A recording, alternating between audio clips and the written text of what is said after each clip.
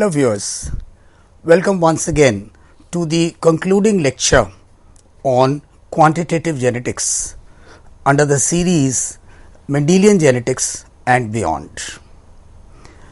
In my last lecture, I had tried to equip you with the formulae and the other mathematical parameters that could be used to ascertain the number of phenotypes in a polygenic inheritance and even the number of contributing alleles which were taking part in the quantitative genetics. Now, I think we are ready to solve some of the problems which are the simple ones in quantitative genetics, and then thereafter we would like to have a mention of some of the modern aspects of quantitative genetics like the QTLs or the quantitative trait loci, and probably a little mention on the statistical methods that need to be used over a large population study of quantitative genetics. Let us begin with some of the very simplest, or let us say the simplest example, wherein you have to be familiar with the methodology of the whole process. On your screens you see a simple question which suggests that we are talking about the length of a stem. Now, the figures that are given are that the length of the stem is controlled by 3 genes. So, immediately it comes to your mind that okay, if there are 3 genes, that means 6 genes can be inherited by an individual at the most, the maximum. Now, it also suggests that small a, small b, small c happens to be 4 centimeters tall. So, this is all a story of figures, and on the other hand the pure homozygous in this case, or if we do not use the word here homozygous, because we like to talk about the contributing and the null alleles. So, the genotype that is having all the 3 pairs of alleles as the contributing ones is 16 centimeter tall. So, each of the uppercase wood allele is going to represent what we say the equal proportion that we have seen already. Now, we see the question itself. After knowing these facts, suppose there is a 16 centimeter tall plant and this was crossed with a plant which was 4 centimeters tall. What would be the height of the F1 progeny? See, to a common man, law of averages always is followed. That means a common man would take 16 plus 4 by 2, which means 20 by 2 or 10. Well, that is not the case, because mind you, there are 3 sets of contributing alleles which are going to quantitatively or additively add to the dimensions of height. So, how do we solve this? The AABBCC, which you find on the top of your screens, has 6 alleles and it is going to take 16 centimeters as its height. What is our approach? Our approach is to find out that what is the contribution which is there for each capital allele. That means the contributing allele contributes how much to the height, and on the in the second line we find that all recessive ones are the non-contributing ones. So, they are giving only 4 centimeters. So, the contribution of 6 alleles happens to be 16 minus 4, which is 12, and therefore, if 12 is the contribution of 6 alleles, the contribution of each allele is going to be 2. So, the first step always would be to ascertain as to what is the contribution of each allele, and now we have found out it is 2. Now, you can solve anything, because in this cross we would find that all the F1 progeny are going to be triple heterozygotes. Now, in this case we would say that the F1 progeny would have 3 contributing alleles. Now, the story is simple. If there was no contributing allele, then the height was 4, and now we have 3 contributing alleles, and each of the contributing alleles has 2 centimeters to add. So, that means the equation becomes 6. So, that means overall we have 10 centimeter tall plants which are A plus B. Now, it is only a matter of strange coincidence that we have 10 centimeters tall plants, and the example of the law of averages which I gave you also came out to be 16 plus 4 is equal to 20. But this may, as I said, it is a strange coincidence. It may not be repeated later. Let us see. Let us take another problem of polygenic inheritance. This time we can go a bit faster, because you know the basic idea, what to count and how to find out the contribution of each capital or the contributing allele. Now, if there are 2 corn plants and they have 4 pairs of equal and cumulative multiple factors. So, now we have come from 2 to 4. So, the first one, which has all the 4 pair of alleles as the contributing ones, is 26 decimeters, and the plant B, which has none of them, is 10.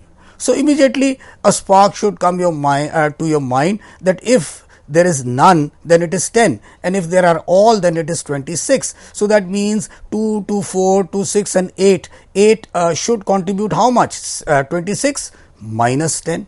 So, that means the question that we are asking is, what will be the size of the F1 of these parents? And then 4 questions are asked after that, that what are the limits of variation in height if the different the following 4 type of genotypes, they are crossed. Let us go to the first idea, that is, if there are 4 pairs of alleles, that means 8 dominant factors, it is 26. If there are none, so that means the base height in case of none is only 10. So, base height is also important, and so is the contribution of each dominant allele. So, what is the difference in height? It is 28 say minus 26 minus 10, which is 16. So, 8 alleles equal to 16, contribution of each dominant allele happens to be 2. Once you have this, you can solve anything, because you know what is the base height. So, in the first cross we see, when there is capital A B C D and small a b c d, the progeny is having 1, 2, 3, 4, that is 4 of the contributing alleles. Base height is 10. We add the contribution to the base height and we get the result. So, that means we are adding 10 to 4 into 2, that is 8, and the answer becomes 18 decimeters. The same is true for the other 4 questions that we had asked. So, you would require a bit of practice, but the basic parameter would be that you should know the base height and the contribution of each of the contributing, that is the dominant alleles. Then things are going to be fairly easy, right? Let us take the another example, or the most sought after example, also from the examination point of view, that is the numerical problem on human height, because this is one example which pertains to perhaps all of us. We find that our children are sometimes taller than us. One of their progeny may even be smaller or shorter than the mother. So, that means is there a pattern? Is it all because of genes or something else or additive? We will just discuss. Just find out. There is a male who has a genetic constitution of capital A, small a, capital B. That means he is 160 centimeters tall. And if you can hurriedly just glance, the number of contributing alleles that he has is 3, and he marries a lady with a genotype of AA, BB and CC. The wife has only 2 of the contributing alleles, and she is 155 centimeters, which is happens to be an average Indian couple. Now, the question is, can their children be taller than the father? If so, to what height, or is there no limit? Number 2, can their children also be shorter even than their mother? And if so, what would be the height of the shortest progeny? Obviously, by now you would have guessed that when we are talking about the shortest, we are talking about a situation where there is no contributing allele, and that means that would be the base, that would be the base height, isn't it, of individuals. So we can proceed with this numerical. We find that father has 3 additive alleles, as you can see on your screens, that is capital A, capital B and capital B, and he is 160 centimeters tall. Mother has only 2 additive alleles, and in this case it happens to be A and B, and she is 155. So what is the contribution of one additive allele? It is 160 minus 155, which happens to be 5 centimeters. So base height of an individual would be, it has to be both, it has to be same for both the parents, and this happens to be 145. How did we get this? Because father had 3 contributing alleles, and if we were to remove that or subtract that from 160, it comes to 145, and the same is true for mother also. Now the maximum additive alleles which can come in the sperm of father is only 2. That means either he can contribute capital A or capital B is the maximum, and the minimum that he could contribute in the gametes would be 1. So the story is 2 and 1, right? And in this case, the father and mother, the maximum additive alleles, both of them would be 2 and 1 for the father, that is minimum, and mother 2 and none. Okay, now let us see 2 situations. If there is a combination of the gametes with maximum additive alleles, that means father also contributes 2 and so does the mother.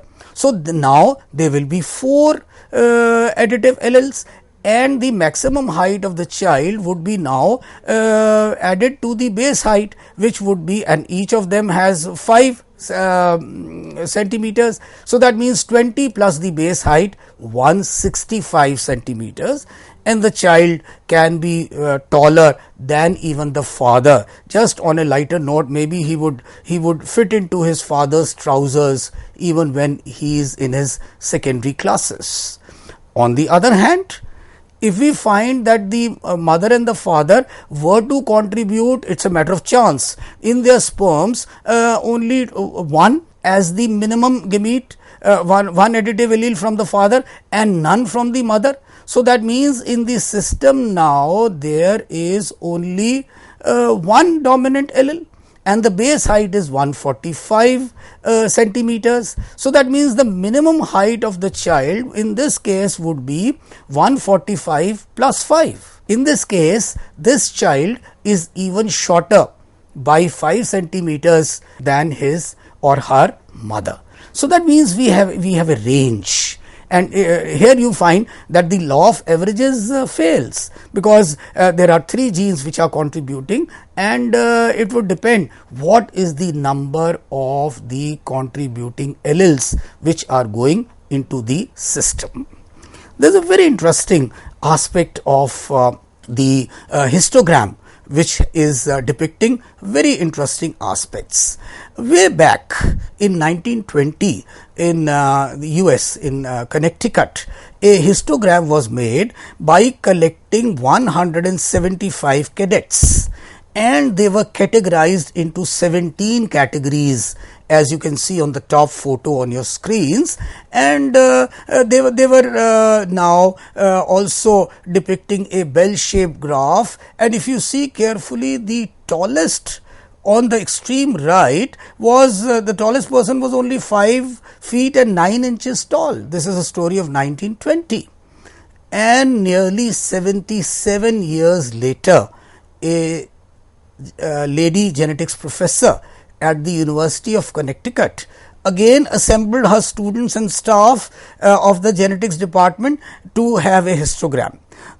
This time it was 18 categories, and starting from, if you can see carefully, from one end of this bell-shaped graph, people who were 5 foot nothing to people who were as tall as 6 feet 6 inches. So that means these 18 categories were made, which were a beautiful example of continuous variations.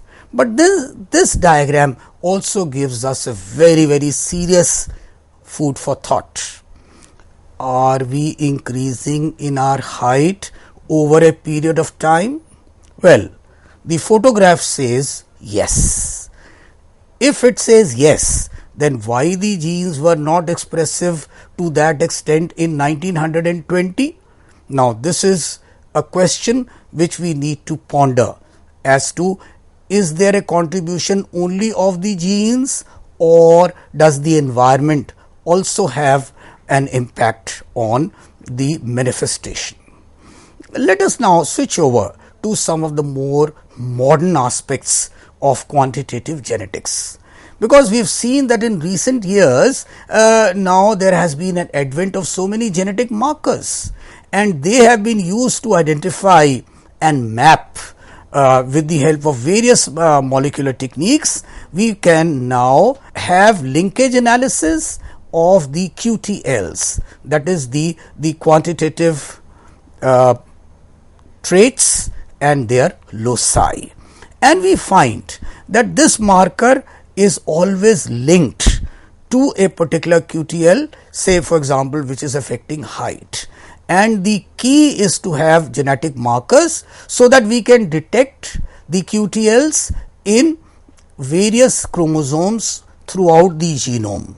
One point that you should always keep in mind is that the QTLs are never associated only on one chromosome in tandem. They are actually scattered throughout the genome. So, we require very precise markers for doing that. And now, with the introduction of modern techniques like the RFLPs, that is the restriction fragment length polymorphisms, the SRPs, that is the variable markers, we find that these single nucleotide polymorphisms, they have helped and virtually created a revolution in finding out reliable markers for these genes, which now can be exploited for various purposes, especially for raising the productivity of economically important plants, for increasing the meat value of animals, and so on and so forth. Let us take a classical example around us, which is of the tomatoes. The quantitative trait loci, or the QTLs, you will find that tomatoes are of different types, of different shapes, of different colors, and of course their appearance also adds to their economic value. But then the modern day tomato and the ancestral tomatoes, they have been crossed, and even the genes have been transferred to find out the reliable markers. For example, there is a transfer of a particular gene which is called FW2.2, and this transgene, when it has been introduced on your figures, which has been marked as plus in the lower photograph, you will find that the control is a non-transformed fruit, and the small sized tomato is the transformed one. Then how do we go about it? We now cross the modern day Lycopersicon esculentum. Of course, students of taxonomy would know now that the name has been changed to Lycopersicon. Anyway, so it is crossed with the ancestral one, and we find that the weight difference is tremendous from one of the parents, which has a huge amount of weight, to the ancestral one, which was really a minuscule. We find a bell-shaped graph in the F2 progeny. But what is important is that in these techniques, we now take the DNA and we analyze the RFLP segments and find out the markers for each of the QTL on the chromosomes, and as a result the different types of chromosomes have been marked and the QTL loci have been earmarked. Now, once we know that what is the position of the QTLs, then only we can venture to manipulate the whole system. Another classical example happens to be of the Drosophila. which is many of the strains, they are resistant to DDT. And we find that the genes are not clustered together on a single chromosome in Drosophila. They are actually scattered throughout the genome. So, we again have to map them, and the position of the QTLs has to be found out. You should remember that the RFLPs are markers which are molecular in nature, and they are going to represent specific nuclease cleavage sites, and this is how we are going to reach the actual position. Talking of tomato, once again we find that hundreds of RFLP markers are known in tomato, and they are spaced along 12 chromosomes present in the haploid. So, that means 2n in Lycopersicon happens to be 24, and interestingly these RFLPs are spaced every 5 centimorgans. As you know very well, 1 centimorgan happens to be equivalent to 1 map unit along each of the chromosomes. On your screen you find that the polygenic genes are actually located in case of Drosophila on the chromosome number 2, chromosome number 3, and also on chromosome number 4. Actually, the chromosome number 4 has not been depicted in this diagram, but those genes are present there also. So, that means the loci present on 3 different chromosomes are actually contributing cumulatively towards the resistance in case of Drosophila. If we were to look at the economic aspects also, we would find that the qualitative characteristics for which the QTLs have been detected are of immense economic value also. For example, in tomato, when you are talking about the soluble solids, the fruit mass, the pH, the leaflet shape, the height, all of them really matter as far as the further growth is concerned. When you are talking of corn, then height, leaf length, bloom hardiness, number of ears, and thermotolerance, which is again an ecological issue, has to be addressed. And so many QTLs have now been found out. And also in case of beans, in mung beans, and in wheat, because we have a problem of post harvest sprout in case of wheat, which leads to lots and lots of losses of the yield as far as the wheat yield is concerned. Similarly, in case of animals, we were talking about the amount of milk given by cows and buffaloes, the amount of meat, which are lean meat, which is produced by various cattle. And in case of pork, what is important is the growth of the pigs, the length of the small intestine, the average back fat, the abdominal fat. All of these are the points of economic concern. But then one very important aspect which has now come to light, where quantitative inheritance has been of immense importance, is corn oil. Because we find that in this whole scenario of fuel crisis, a very important alternative is the biofuel, which is now thought to be obtained from corn oil, and a lot of QTLs have been located, which are going to contribute to the further alleviation of the problem of our resources in case of, or alternative resources for the corn oil as a source of biofuel. Just to end on a note, the question which I raised was that are we getting taller? One should always assume that the genotype is fixed at fertilization, and this only establishes a range in which a phenotype may fall, but then the environment also influences these genetic factors. So, one should always take into account a trait as a threshold state. So, that means there are some traits which are not quantitative, yet they will show continuous variation in a population. See among yourselves in your family the case of a cardiovascular disease. Now, having a heart attack is not a polygenic trait. In your family, you can have one or two cases, but not all. So, it is influenced by many factors. People either have it or they don't. In other words, there are many factors which are the predisposing factors of an individual which will help to have heart disease or not to have. Say for example, body weight, exercise, diet, blood cholesterol level, smoking habits, or the presence of disease in siblings or close relatives. So that means we find that this whole idea of the risk factors, they are going to contribute to a variable which is called as liability.